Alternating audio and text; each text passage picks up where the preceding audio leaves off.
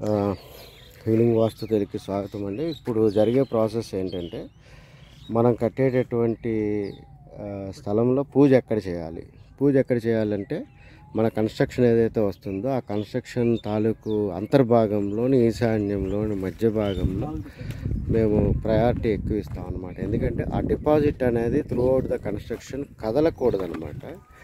So ఇప్పుడు ఇంత మొత్తం స్థలం మనం తీసుకున్నా సరే వారి ఇంటి పారు తూర్పున ఒక 20 అడుగుల పైన గ్యాప్ వచ్చి 75 అడుగుల లోతులో ఒక ఈ స్పేస్కి వారి ఇంటి యొక్క ఈశాన్య భాగం వస్తుందన్నమాట. సో రేపొద్దున కట్టబోయే ఇంటికి ఈశాన్యం ఎక్కడ వస్తుందో స్థలానికి కాదండి, దయచేసి కట్టబోయే ఇంటి స్ట్రక్చర్ యొక్క ఈశాన్యానికి మధ్య భాగంలో అక్కడ పూజ చేయమని శాస్త్రం టీచర్స్ చెప్పారు. కాబట్టి ఇది వన్ ఆఫ్ ద ఆప్షన్ అండి. వాస్తవంగా ఈశాన్య భాగంలోని ఈశాన్యంలో కూడా చేయమంటారండి. కానీ అక్కడ ఏంటంటే రేపు ఎక్స్కవేషన్ అది తీసినప్పుడు ఫుట్టింగ్స్ అది ఆ డిపాజిట్ కదిలిపోతుంది. కాబట్టి నేను వ్యక్తిగతంగా అది సజెస్ట్ చేయనండి. సో ఇక్కడ పూజ చేసుకునేటటువంటి ఆ గొయ్యి ఏదైతే ఉందో ఆ డిప్రెషన్ కూడా it has to be in consonance with the nature యొక్క వైబ్రేషన్ని అక్కడ మనం సృష్టిస్తామండి. సో ఇక్కడ నేచర్ యొక్క రిథమ్ ఏదైతే ఉందో వన్ ఆఫ్ ద రిథమ్ అది కిష్కు అని చెప్పి చెప్తారు శాస్త్ర పదంలో, కిష్కు హస్త అని చెప్పి చెప్తారనమాట. ఆ కిష్కు హస్త ప్రమాణంలో పొడుగు వెడల్పు అదే రకంగా లోతు ఒక క్యూబ్ని మనం క్రియేట్ చేయడం ద్వారా ఆ యొక్క రిథమ్ అనేది ఆ స్పేస్లో మనం ఈ ఇంటి యొక్క స్థూల సూక్ష్మ అనే రెండు తీసుకునేటప్పుడు ఒక సూక్ష్మ రూపం అన్నమాట. సూక్ష్మం ఆ మినియేచర్ ఆఫ్ దిస్ హౌస్ అన్నమాట.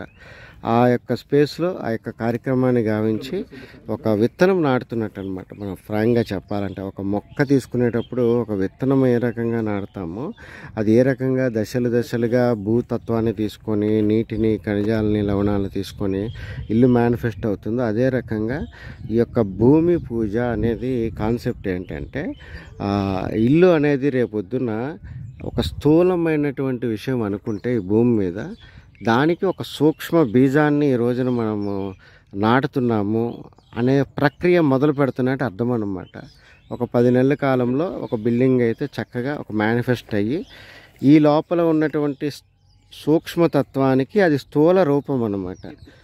ఇది మీకు అర్థం కావాలి అనుకుంటే మనము ఒక దేవాలయ విధి తీసుకునేటప్పుడు ఒక గర్భగృహం తీసుకునేటప్పుడు గర్భగృహం పైన ఉన్నటువంటి ఆ యొక్క గోపురంని విమానం అని చెప్పి చెప్తాము.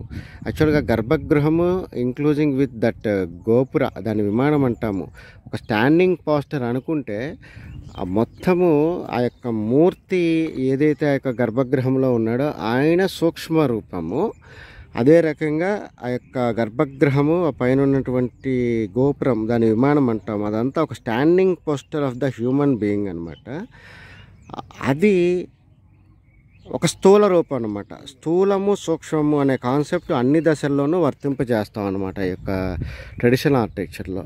సో ఆ దేవాలయంలోని గర్భగుడి తీసుకునేటప్పుడు గర్భగృహంలోని విగ్రహం ఏదైతే ఉన్నదో అది ఆ యొక్క పూర్తిగా ఆ యొక్క విమానము గోపురంతో కలిసినటువంటి స్ట్రక్చర్కి ఆ యొక్క స్వామివారి విగ్రహము సూక్ష్మం అవుతుంది, అది స్థూలం అవుతుందండి. అదే రకంగా ఒక ఇల్లు మన కన్స్ట్రక్షన్ చేసేటప్పుడు ముందు మనం భూమాతను ఎప్పించేస్తాం అన్నమాట.